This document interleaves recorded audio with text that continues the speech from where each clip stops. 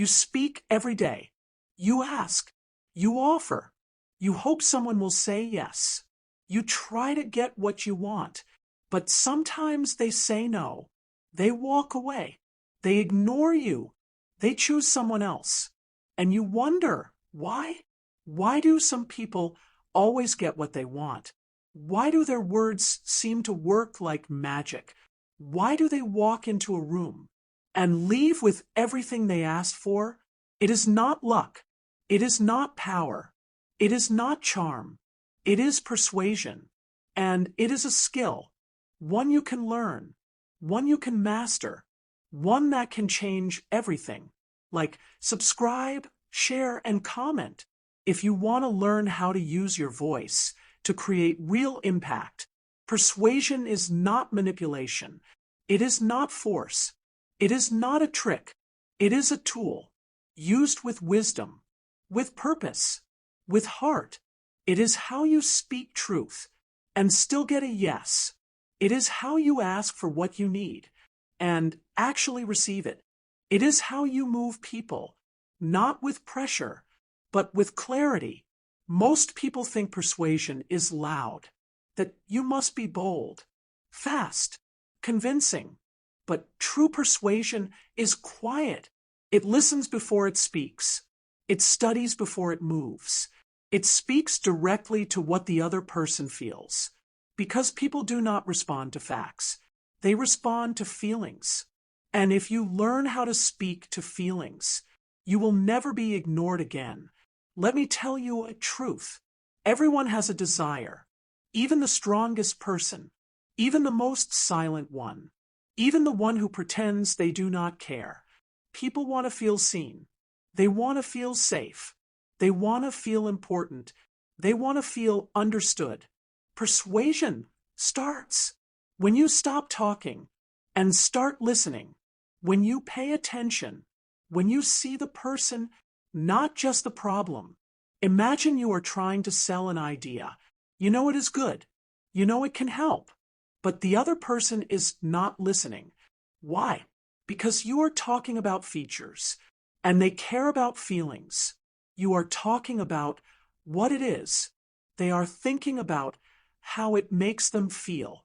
They are asking, will this make me better? Will this make my life easier? Will this make me feel important? Until you answer those questions, they will not hear you. But once you do, their wall comes down. Their mind opens. Their answer changes. That is persuasion. Let me share a quick story. A young woman wanted a promotion. She worked hard. She stayed late. She followed every rule. But her boss kept choosing someone else. One day, she did something different. She asked her boss for 5 minutes.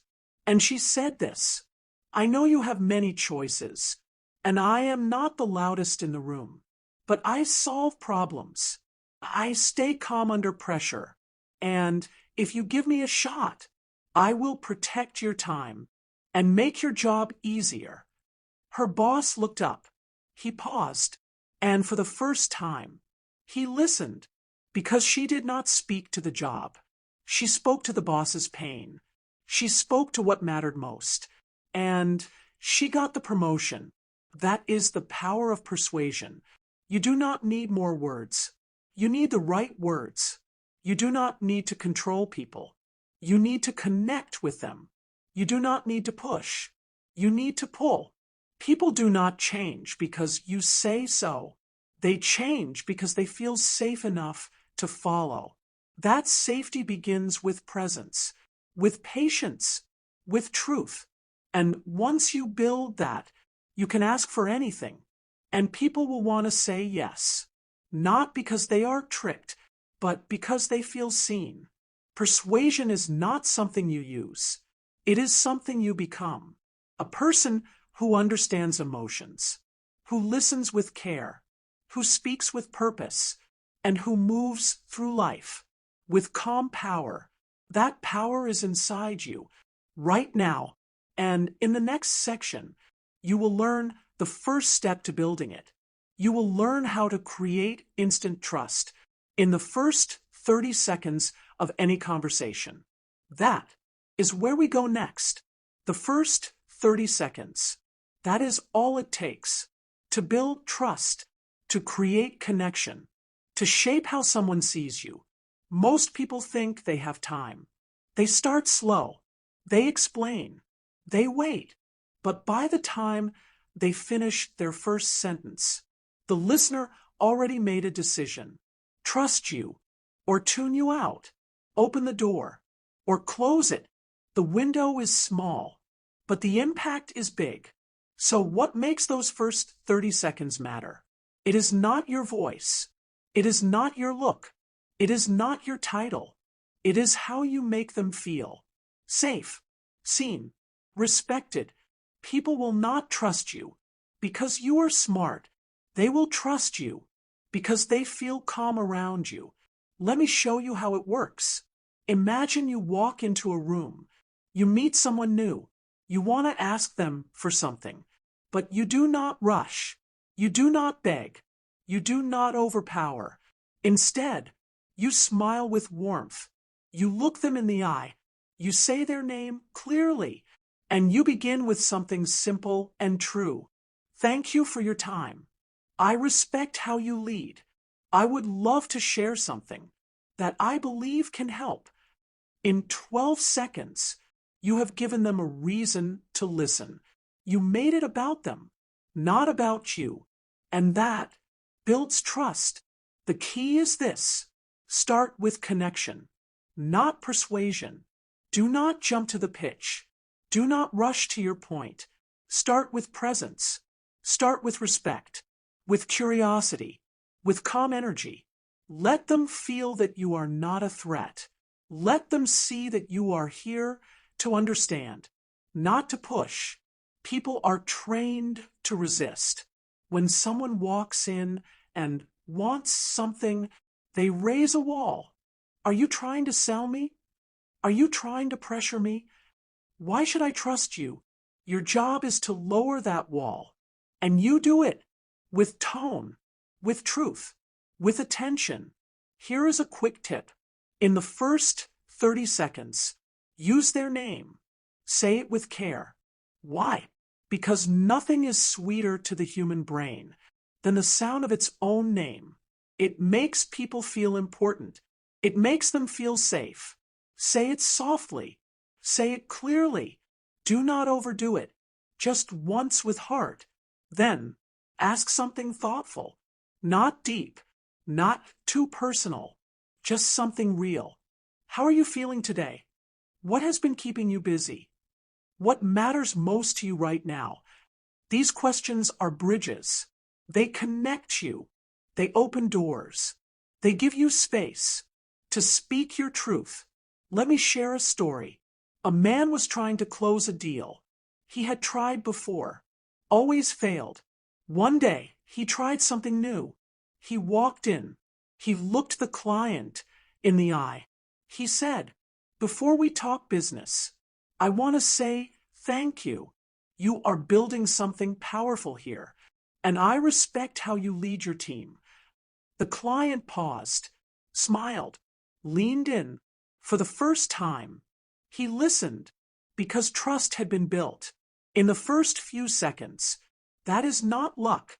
That is skill, and you can learn it. So remember, the first 30 seconds. Set the tone for everything. Do not waste them. Use them with care. Start soft. Start warm. Start with respect. Let the other person feel seen. Let them feel safe.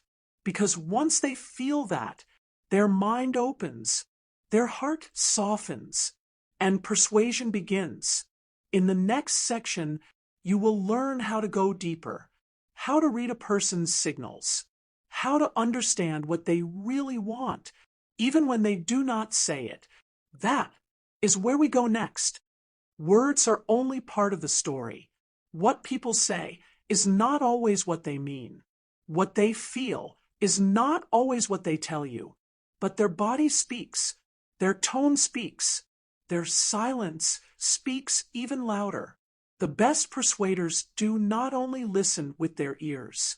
They listen with their eyes. They listen with their heart. They read the room. They feel the space. They sense the tension before a word is even spoken. And that is what makes them powerful. Think of this. You walk into a room. There is someone across from you. Their arms are crossed. Their eyes shift away. Their voice is flat. They are saying, "I am fine." But their body is saying, "I do not trust you." If you only hear the words, you miss the truth. But if you pay attention, you adjust, you slow down, you give them space. That is how persuasion begins. Not with pushing, but with understanding. People want to be read. They want to be understood without having to explain. And when you become the person who understands them without forcing them to speak, you become rare. You become trusted. You become persuasive. Here is what you look for. Posture. Are they open or closed?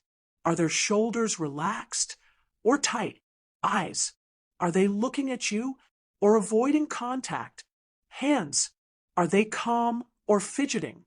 Breathing. Is it slow or rushed? These signs matter because the body tells the truth before the mouth does. If someone is calm, they are open to listen. If someone is tense, they are protecting something. Now, you know what energy to match, what words to use, what pace to speak. Let me tell you a story. A woman was pitching an idea. The client smiled politely, nodded, but kept checking his phone, kept tapping his pen. His words said yes, but his body said no. She paused. She looked him in the eye and said, "It seems like something else is on your mind. I do not want to waste your time. Would you like to revisit this later?" The client stopped, put his phone down, took a breath, and said, "Thank you. No one ever says that. Let us talk for real." In that moment, trust was born, not because of a strong pitch, but because she saw what he did not say. Reading the room is not just about body language. It is also about energy. Is the space loud or quiet, fast or slow, warm or cold? Are people open to ideas or defending their own? Feel the room before you speak. Sometimes it is not the right time to persuade. Sometimes people need to be heard first. Sometimes they need a breath, not a message. That awareness is what separates the average from the exceptional. Here is a quick tool. Use your silence. If you are unsure, say nothing. Let the silence speak. Watch what they do. Listen to what rises in that space. Most people rush to fill the silence, but silence reveals truth. It tells you if they are unsure, if they are ready, if they are hiding something. Use that space wisely. One more thing. Be curious, not controlling. Ask questions, not to guide them where you want, but to understand where they are. Questions like, what matters most to you in this? What would make this feel like a win for you? What concerns do you have that I might not see? These are doors. They let people open up. They let trust enter. And when trust enters, so does persuasion. Reading the room is not about control. It is about care. It is about feeling what is there before trying to change it. Because once someone feels seen, they stop resisting. They start listening. They soften. And that is where your influence begins.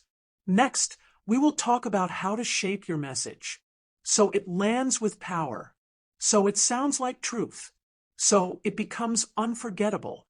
That is where we go next. Words are powerful, but only when they are shaped with care.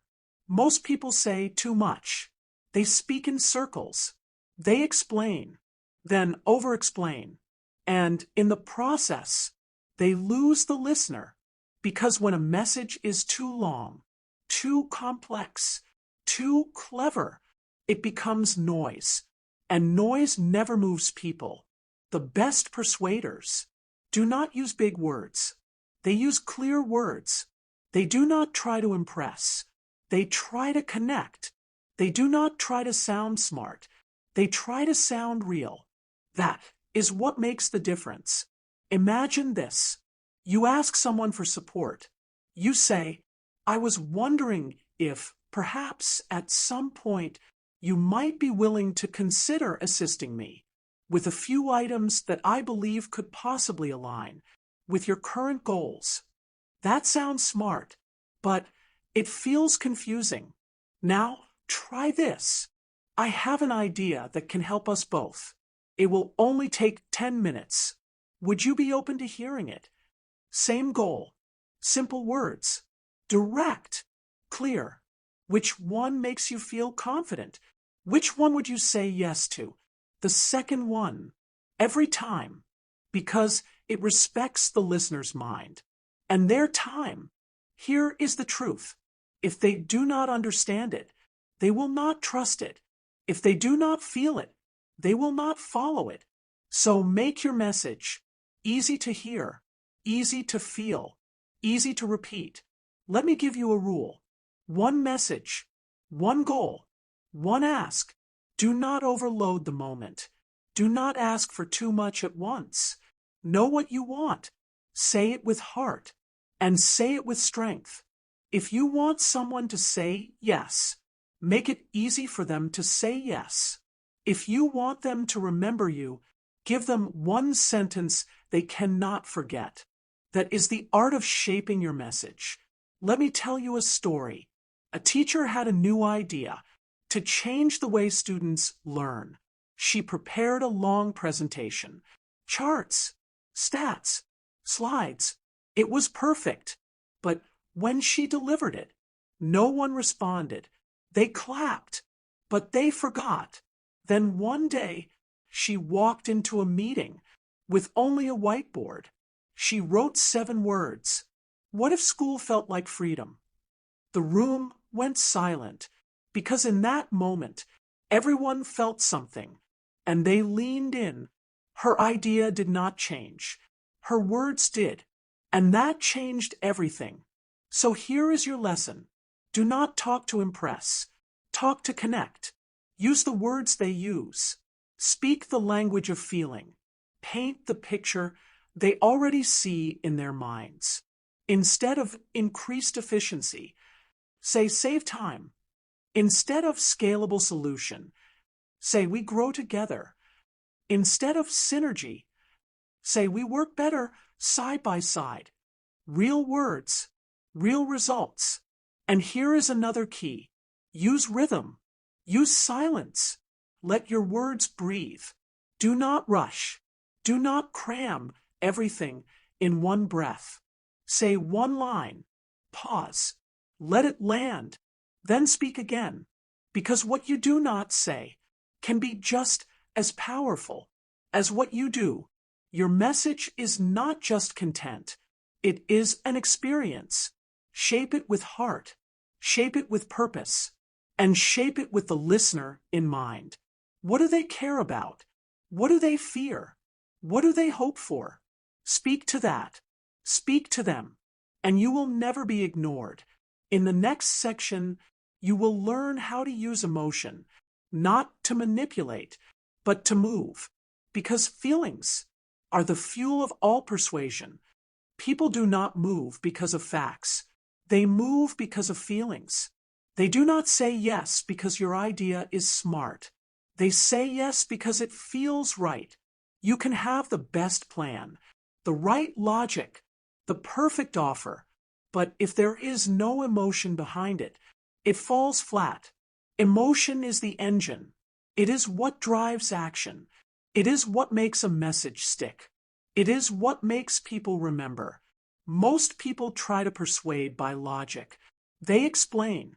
They list benefits. They talk in numbers. But persuasion is not a math problem. It is a moment between two hearts. It is not just heard. It is felt. So, the question is, how do you use emotion the right way? Not to manipulate, not to trick, but to awaken, to connect, to inspire, to move. It starts with knowing your own heart. What do you believe? Why does this matter to you? Where does your voice shake? Just a little. Because you care that much? That is your power. People can feel it. They can hear it. And when you speak from that place, walls fall down. Let me tell you a story. A man wanted to raise money for a cause that mattered deeply to him. He gave a presentation. He said, "This program improves outcomes by 36%. We can scale it nationally by Q4. Our systems are efficient and low cost." People listened, but no one gave. Then he stood still. He took a breath.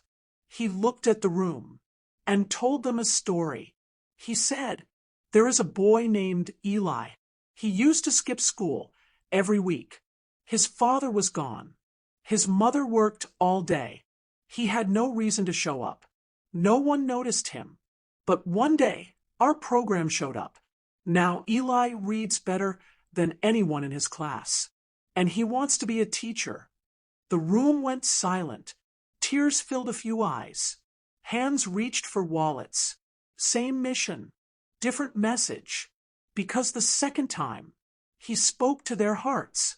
Emotion is not weakness. It is strength. It is not messy. It is magnetic. But it must be used with care. You must be honest. You must be real. People can feel fake. They can sense performance. They do not need drama. They need truth. Truth with soul. Truth with story. Truth with purpose. Use stories. Stories bring emotion to life. They are how humans make sense of the world. They create images. They create meaning. They stay with people long after the moment ends. Facts fade, but a good story echoes forever. Here is a simple tool. When you speak, answer this. What do I want them to feel? Hope, relief, urgency, love, confidence? Then shape your message to create that feeling. Use tone. Use silence. Use words that reach deeper than logic. Do not say, "This is a great opportunity." Say, "This could be the moment." That changes everything for you. Do not say, "Our product is the fastest." Say, "You will not lose time anymore." That is emotional language. It speaks to the life behind the data. Remember this. People may forget your words, but they will never forget how you made them feel. If you want someone to say yes, give them a feeling to hold on to. Not pressure, not fear, but hope, relief, power, clarity. These are emotions that open doors, that build bridges, that change decisions. Do not push. Pull gently. Speak with heart. Be brave enough to feel and strong enough to care. That is emotional mastery. In the next section, we will go one level deeper. You will learn how to handle objections, how to deal with resistance, not with force, but with calm strength. Because not every yes comes easy. Some need patience. Some need wisdom. And that is where we go next. At some point, you will hear the word no. It is part of every journey, every pitch, every dream. You ask, you explain, you hope, and they say, "No thanks, maybe later. I am not interested." That moment can feel heavy, but it does not have to be, because the best persuaders do not panic when they hear no. They do not fold. They do not beg. They listen. They stay calm. And they ask one thing. Why? Most people hear no and walk away. But a no is not the end. It is the start of understanding. There is always a reason. Fear, doubt, timing, mistrust, past failure. Your job is not to fight the no. Your job is to uncover what it really means. Let me share a story. A woman wanted to partner with a big brand. She reached out. They said, "No, we do not see the fit." Most people would stop, but she paused. Then she asked, "Can I ask, what concerns you the most?" The man replied, "We have tried something like this before. It did not work. We lost money." Now she knew it was not about her. It was about their past. So she said, "Thank you for sharing that. May I show you how this is different?" And he said, "Yes," not because she pushed, but because she listened. She turned the no into a new door. This is the key. Objections are not attacks. They are invitations. Invitations to understand, to clarify, to build trust. Every no has a fear behind it, a story, a belief. When you stay calm and get curious, you find the truth, and truth can be moved. Here is what to do when you hear resistance. Step 1, stay calm. Do not defend. Do not react. Breathe. Step 2, acknowledge. Say, "I understand." Say, "Thank you for sharing that." This lowers the tension. Step 3, ask, "What makes you feel unsure? What would need to change for this to feel like a yes?" These are soft doors. They invite honesty. And when people feel safe, they open up. Sometimes you will not get a yes right away. And that is okay. Do not chase. Stay warm. Leave the door open. Say, "I respect your choice. If anything changes, I would be honored to talk again." That kind of grace leaves a mark. Many people will come back later because they remember how you made them feel. Not pushed, but respected. Not cornered, but seen. Let me give you a tool. The feel, felt, found method. It goes like this. I understand how you feel. Others have felt the same way. But what they found was, this tool works because it connects. It says, you are not alone. And there is a new way. It is gentle. It is powerful. And it works. Objections are not the enemy. They are the path. Use them to show empathy, to build deeper connection, to earn trust. Do not fear the no. Explore it. Sit with it. Learn from it. Because sometimes the most powerful yes comes after the most honest no. In the final section, we will bring it all together. You will learn how to use all these tools to lead, to inspire, to speak with confidence. In every room you walk into, confidence is not loud. It is not fast. It does not shout. Real confidence is calm. It listens before it speaks. It stands still when others rush. It leads without needing to prove anything. That is the kind of power you have built through every section of this journey. And now you are ready to lead with it. Think about this. You walk into a room. You do not shrink. You do not chase. You breathe. You look people in the eye. You trust your words. And you trust your presence. Because you have something to offer. That is confidence. And that is persuasion at its highest level. You do not need to control anyone. You just need to control your energy. You do not need everyone to agree. You only need to speak clearly, with heart, with truth, with steady strength. The person who stays calm, in the middle of the noise, becomes the leader every time. Let me remind you what you now carry. You know how to create trust in the first 30 seconds. You know how to listen to what is not being said. You know how to shape a message that lands like truth. You know how to speak to emotion, to handle objections, to move people, not by pressure, but by presence. And now, you know how to stand in any room and lead with quiet power. Let me tell you something honest. You will still feel fear. You will still have doubt. You will still hear no. That is okay, because confidence is not the absence of fear. It is the ability to speak, even when your hands shake. It is not knowing all the answers. It is being rooted in your intention, in your message, in your truth. That is enough. There is a voice inside you that is ready to rise. It does not need permission. It does not need applause. It only needs one thing: belief. The belief that your words matter, that your presence has value, that your calm is power. Speak with clarity. Speak with warmth. Speak with the quiet confidence of someone who has done the work. Do not rush. Do not shrink. When you speak, let every word carry weight. Let every silence say, I am still here, and I am not afraid to take space. Here is your final truth. Persuasion is not about winning. It is about connecting. It is not about forcing. It is about guiding. It is not about controlling others. It is about mastering yourself.